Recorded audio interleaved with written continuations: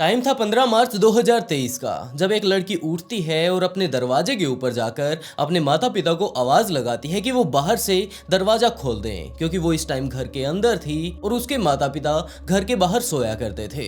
इस time main gate के ऊपर ताला लगा हुआ था, इसीलिए वो अपने माता पिता को काफी सारी आवाजें लगाती हैं कि वो गेट को खोल दें। लेकिन उसके माता पिता सामने खाट पर ही लेटे हुए थे घर के बाहर, लेकिन वो खाट से उठ ही नहीं रहे थे। कुछ एक देर आवाजें लगाने के बाद वो अपने पड़ोसियों से जाकर बोलती है कि वो उसके माता पिता को जगा दें, क्योंकि अब सुबह का टाइम हो चुका है और जानवरों को भी चारा डालना था। लेकिन उसके पड़ोसियों ने जो वापस आकर उस लड़की को बताया, वो उसके लिए सच में ही काफी ज्यादा दिल दहला देने वाला था। आखिरकार यहाँ पर क्या हुआ था, इन्हीं सब चीजों के बारे में डिटेल से जानेंगे।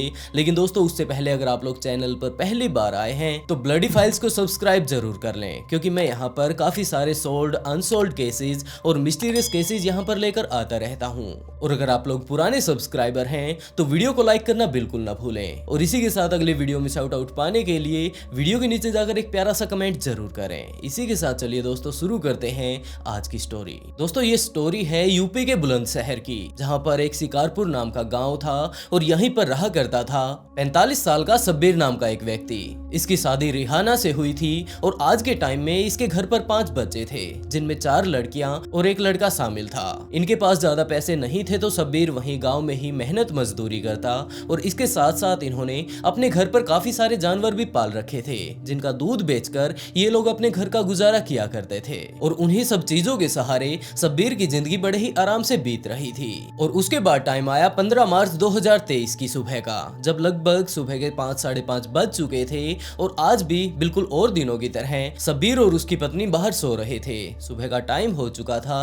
हर रोज की उनकी यही दिनचर्या हुआ करती थी कि सुबह जल्दी उठकर उन्हें बाहर जितने भी उनके जानवर थे उन सभी को खाना डालना होता था, ताकि वो टाइम से दूध निकाल पाए। बाद में वो लोग दूध बेचकर आएंगे और उसके बाद सब्बीर निकल पड़ेगा अपनी मेहनत मजदूरी पर। तो अब सुबह का टाइम हो चुका था, 5 साढ़े 5 बज चुके थे। तो उसकी सबसे बड़ी बेटी, जो कि अब 15 साल की थी, वो उठती है और बाहर आकर दरवाजा खटखटाती है ताकि उसके माता पिता दरवाजा खोल दें और वो अपने रेगुलर काम में लग जाए, जो कि वो हर रोज किया करते थे। लेकिन आज के दिन जो अजीब बात थी वो ये कि अब तक उसके माता पिता उठे नहीं थे और वो लड़की जब तक उठा करती थी तब तक वो लोग दरवाजा खोल दिया करते थे। तो उस लड़की ने सोचा कि कोई बात नहीं, आज शायद उसके माता पिता लेट सोए होंगे, तो उसने दरवाजा खटखटाना शुरू कर दिया। लेकिन अभी भी सब्बीर सामने खाट पर सो रहा था, लेकिन वो उठा नहीं था और ना ही उसकी वाइफ। सब्बीर की बेटी काफी देर तक दरवाजा खटखटाती है, लेकिन जब उसके माता पिता नहीं उठते तो उसकी बेटी छत पर जाती है और उसके जस्ट साइड में ही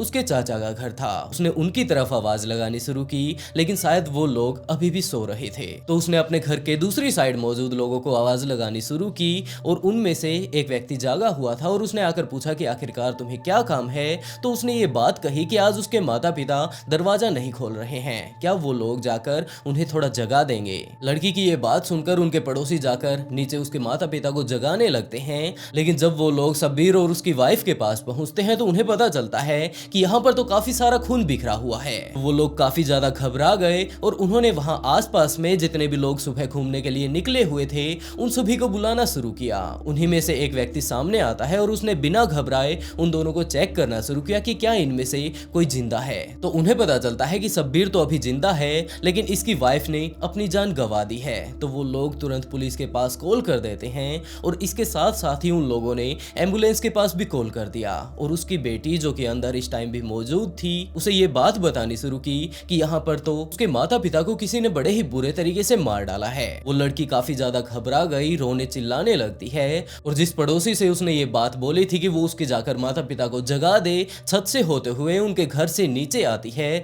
और नीचे का मंजर देखकर वो भी काफी ज्यादा घबरा गई। अब तक एम्बुलेंस वहां पर आ चुकी थी, तो सब्बीर को एम्बुलेंस में डालकर तुरंत हॉस्पिटल के लिए रवाना कर दिया जाता है। लेकिन जब तक वो हॉस्पिटल पहुंच पाता उसने बीच में ही अपनी जान गंवा दी। पुलिस तब तक वहां पर आ चुकी थी और वहां आसपास में जितने भी लोग उस टाइम खड़े थे उन सभी से पूछताछ करनी शुरू की कि क्या आप लोगों ने कुछ देखा है। लेकिन वहां पर ऐसा कोई भी बंदा मौजूद नहीं था जिसने ये चीज देखी हो कि इन दोनों के साथ क्या हुआ है। तो पुलिस ने इस बात की छानबीन शुरू की कि यहाँ पर क्या कोई सीसीटीवी कैमरा लगा हुआ है। लेकिन वो एक गांव का इलाका था जिसमें कुछ एक सीसीटीवी कैमरे लगे हुए जरूर थे, लेकिन वो उस जगह से काफी ज्यादा दूर थे। पुलिस वालों ने सारे पड़ोसियों से पूछ लिया, जितनी भी तहकीकात उन्हें करनी थी वो सारी की सारी कर ली, लेकिन अभी भी पुलिस वालों को ये बात समझ नहीं आई कि ये बंदा तो काफी ज्यादा गरीब है और इसके पास इतने पैसे भी नहीं कि कोई शायद इसे लूट कर ही ले जाए, और लूटने वाला भी बंदा क्या ये रात को ही लूटने के लिए आएगा जब ये अपने घर से बाहर होगा, क्योंकि पैसे तो घर के अंदर होने चाहिए। तो पुलिस वालों ने अंदाजा लगाना शुरू किया कि जरूर इसकी किसी न किसी के साथ दुश्मनी रही होगी, जिसके कारण इसे इतने बुरे तरीके से उन लोगों ने मार डाला। तो उन दोनों की ही बॉडी पोस्टमार्टम के लिए भेज दी जाती है, और जब पोस्टमार्टम की रिपोर्ट आई तो उस रिपोर्ट में ये बात बिल्कुल साफ हो गई कि इन्हें एक तेज धारदार हथियार से मारा गया है। और सबसे जो अजीब बात है वो ये है कि इनके जहां पर वार किया गया था सिर्फ चोट वहीं पर लगी हुई है। और पोस्टमार्टम की रिपोर्ट में एक बात ये भी सामने आई कि इन्हें बेहोशी की दवा दी गई थी इन्हें मारने से पहले। तो पुलिस वाले अब इस बारे में सोचने लगते हैं कि पहले इन्हें बेहोश किया गया होगा और उसके बाद एक तेज धारदार हथियार से इनके ऊपर वार किया गया होगा, क्योंकि इन्होंने अपनी प्रोटेक्शन में कहीं पर भी कोई भी चोट नहीं खाई है। और जिस तरह के हालातों में ये लोग नीचे पड़े हुए पाए गए हैं, शायद इन्होंने अपने आप को बचाने की कोशिश भी नहीं की होगी, क्योंकि शायद वो लोग बेहोश होंगे उस टाइम जब इनके ऊपर हमला किया गया था। और इसी बात को सोचकर वो लोग इस बारे में अंदाजा लगाने लगते हैं कि आखिरी बार इन्होंने क्या कुछ खाया था और क्या इन्होंने बाहर का कुछ खाया था। लेकिन ऐसा कुछ जब पुलिस के सामने नहीं आया तो पुलिस दूसरी तरफ इस बारे में भी इन्वेस्टिगेशन कर रही थी कि हो सकता है इनके फोन कॉल रिकॉर्ड से कुछ पता चल जाए। और जब शब्बीर के फोन के कॉल रिकॉर्ड निकाले गए तो उनमें एक कॉल रिकॉर्डिंग पुलिस वालों के सामने ऐसी भी आती है जहां पर एक लड़की किसी और लड़के से ये बात बोल रही है कि उसे बेहोशी की दवाइयां चाहिए। और इस बारे में पता लगते ही पुलिस वालों ने तहकीकात करनी शुरू कर दी कि आखिरकार ये दोनों कौन हो सकते हैं। और जब इस चीज के ऊपर पूरी इन्वेस्टिगेशन की जाती है तो उन्हें पता चलता है कि ये लड़की वाली आवाज किसी और की नहीं, जबकि शब्बीर की सबसे बड़ी बेटी, जो कि उस दिन सुबह सुबह दरवाजा खोलने के लिए अपने पिता को बोल रही थी और बाद में जाकर अपने पड़ोस वालों को ये बोलती है, ये आवाज उसी की है। और जो दूसरा बंदा मौजूद था जो कि उससे बातें कर रहा था वो भी कोई और नहीं जबकि उसी गांव का है। तो पुलिस वालों ने तुरंत उस लड़की को अपनी हिरासत में ले लिया। लेकिन जो सबसे अजीब बात थी वो ये कि पुलिस वालों ने जब ये इन्वेस्टिगेशन की और इसमें 10-15 दिन लग चुके थे, तो इसी टाइम उस लड़की के माता पिता के जान गंवा देने के कुछ एक दिनों बाद ही इंस्टाग्राम पर फिर से रील डालने लगती है, क्योंकि इसका पुराना अकाउंट था और ये काफी ज्यादा पुराने टाइम से ही इंस्टाग्राम पर रील डालती आई थी। लेकिन जैसे ही पुलिस वालों को इस बारे में पता चलता है तो उन्होंने तुरंत उसे अपनी हिरासत में ले लिया और उससे पूछताछ करनी शुरू की कि तुमने आखिरकार ये सारा का सारा कांड क्यों रच दिया। और उस लड़की ने भी बिना झिझके इस बात को बताना शुरू किया कि असल में वहां पर क्या हुआ था। उसने बताया कि वो काफी ज्यादा खुले विचारों की है, लेकिन इस बारे में पूरी डिटेल से बताने से पहले उसने एक और बात बताई, और वो ये थी कि उसके घर पर एक लड़का आया करता था। इस बात से उसे कोई दिक्कत नहीं थी, लेकिन दिक्कत इस बात से थी कि जब भी वो लड़का आता तो उसकी माँ काफी ज्यादा खुश हो जाया करती थी। कभी तो उस लड़के के लिए कुछ लेकर आती तो कभी कुछ लेकर आती और उसकी पूरी की पूरी वो सेवा किया करती थी। जैसे भी हो उनके अपने रिश्ते थे, अपने नाते थे, इस बात से उस लड़की को अभी भी कुछ नहीं लेना था। लेकिन वो लड़की इंस्टाग्राम पर रील बनाया करती थी, अपने गांव के और लड़कों से बातें किया करती थी। ये बात उसके माता पिता को बिल्कुल भी पसंद नहीं आई, तो उन्होंने उसे काफी बार धमकाया और उस लड़की ने भी अपने माता पिता को यही बात कही कि वो सिर्फ और सिर्फ मेरे दोस्त हैं, इसके अलावा कुछ भी नहीं। लेकिन जब वो लड़का उसकी माँ से मिलने के लिए आता तो वो आकर एक शिकायत उसके बारे में लगाया करता था कि तुम्हारी लड़की मैंने उस लड़के के साथ देखी, वहां पर वो घूम रही थी, उनके साथ वो टहल रही थी और ऐसे ही काफी सारी चीजें। इस बात को सुनकर उसके पिता को काफी ज्यादा गुस्सा आता और उसके पिता उसे मारने लगते। उसकी माँ भी मारती और कभी कभार वो लड़का भी उसे मार दिया करता था। और ये बात उसके लिए बिल्कुल भी सहनीय नहीं थी, क्योंकि ये दोनों तो उसके माता पिता हैं, ये भले ही उसके साथ कुछ भी करें, लेकिन वो बंदा आखिरकार कौन है जो कि ना तो हमारे घर का है और फ्री फंड में आकर हमारे यहाँ पर बैठ जाता है। ये सारी की सारी घटनाएं काफी दिनों तक होती हैं और उसने अपने माता पिता को समझाने की कोशिश की कि वो अपने गाँव के दोस्तों के साथ थोड़ा टाइम बिताती है, उसे घूमना फिरना पसंद है, तो वो लोग उसे इतना ज्यादा सीरियस क्यों ले रहे हैं। लेकिन उसके पिता ने बिल्कुल साफ इनकार कर दिया था कि तुम्हें बाहर जाकर किसी भी लड़के से मिलने की कोई जरूरत नहीं। और शायद यही कारण था कि उसके माता पिता खुद तो बाहर सोया करते थे और अपने सारे के सारे बच्चों को घर के अंदर बंद करके बाहर से ताला लगा दिया करते थे। सुबह होने के बाद वो लोग ताला खोल देते और उसके बाद जानवरों को खाना डालना और उनका दूध निकालना, ऐसे काम वो लोग सुबह करने लगते। ये सभी चीजें इसी तरह काफी दिनों तक चलती है। लेकिन एक टाइम ऐसा ऐसा आया जब उस लड़की को काफी ज्यादा गुस्सा आ गया और उसके काफी सारे दोस्त तो पहले से ही थे, तो उसने अपने गांव में ही मौजूद एक और लड़के से ये बात पूछी कि क्या वो उसके लिए नींद की गोलियों का इंतजाम कर पाएगा। और उस लड़के ने भी यही बात सोची कि शायद ये अपने माता पिता को वो गोलियां दे देगी और उसके साथ मिलने के लिए रात को वो उसे बुलाने वाली है। तो जैसे तैसे कर उस लड़के ने भी गोलियों का इंतजाम कर दिया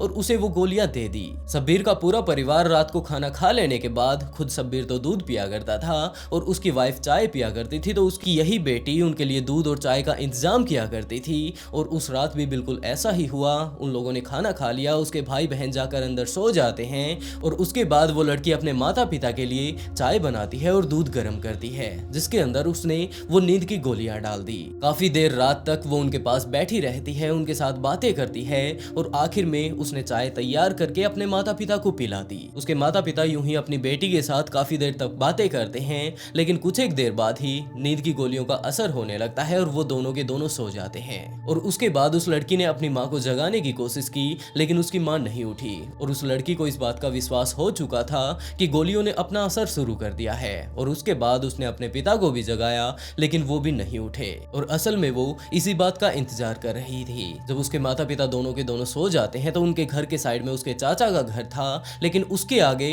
एक ऐसा तबेला सा था जो कि बिल्कुल खाली पड़ा हुआ था और उसे बहुत ही कम यूज किया जाता था। दरअसल इस लड़की ने एक दिन पहले ही वहां पर एक कुल्हाड़ी छुपा दी थी और बाद में उस कुल्हाड़ी को वह वहां से निकाल लाती है जब उसने अपने माता पिता को वो चाय और दूध पिला दिया था। और वो कुल्हाड़ी लेकर अपने माता पिता के पास आती है और अब उसके अंदर काफी सारा गुस्सा तो पहले से ही भरा हुआ था, तो उसने काफी सारे वार अपनी माँ के ऊपर किए और काफी सारे वार अपने पिता के ऊपर किए। ये सारा का सारा कांड कर देने के बाद उसे इस बात का भी डर लग रहा था कि ये काम करते हुए किसी ने उसे देख ना लिया हो, तो वो सीधा का सीधा जाती है। वहां पर एक गली का एक चौराहा था, वहां पर जाकर चारों तरफ देखती है तो उसे वहां पर कोई भी नहीं दिखाई देता। तो वो इस चीज को देखकर वापस आती है और कुल्हाड़ी को उसी जगह पर छिपा देती है जहां से उसने उठाई थी। और उसके बाद उसके घर के ही जस्ट साइड में एक जंगला लगा हुआ था जो कि पूरे तरीके से लोहे का था।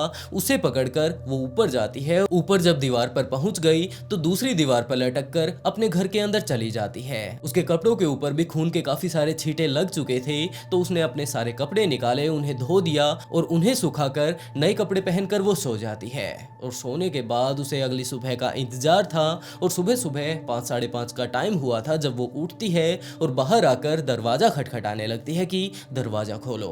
और उसके बाद तो आप लोग जानते ही हैं कि किस तरह से उसके पड़ोसी उसे ये खबर देते हैं कि उसके पिता को बड़े ही बेरहमी से किसी ने मार डाला है। पुलिस वाले उसके इस प्लान को सुनकर काफी ज्यादा हैरान रह गए कि यार छोटी सी लड़की जो कि 15 साल की 16 साल की अभी हुई है, उसके दिमाग में ये सारी की सारी प्लानिंग कैसे आई होंगी। हो ना हो इसके पीछे किसी और का हाथ है, शायद उस लड़के का जो कि इसे गोलियां देकर गया था। और उससे जब पूछताछ करनी शुरू की तो उसने ये बात बताई कि ये प्लान उसके किसी दोस्त ने नहीं, जबकि उसके घर से ही मिला था। दरअसल कुछ एक साल पहले ही उसके एक रिश्तेदार ने अपने घर में मौजूद अपनी वाइफ को और अपनी 2 बेटियों को बड़े ही बुरे तरीके से काट कर मार डाला था। लेकिन वो पकड़ा जाता है क्योंकि उसकी तीसरी बेटी इन सारी चीजों को देख लेती है और वो चिल्लाने लगती है। चिल्लाने के कारण उसके आस पड़ोस के लोग अंदर आ जाते हैं और उस लड़की को बचा लेते हैं। लेकिन इस बारे में भी उन्हें पता चल जाता है कि इन तीनों लोगों को मारने वाला कोई और नहीं, जबकि इन लड़कियों का पिता ही है। और जब पुलिस वालों ने उसके उस रिश्तेदार से पूछताछ करनी शुरू की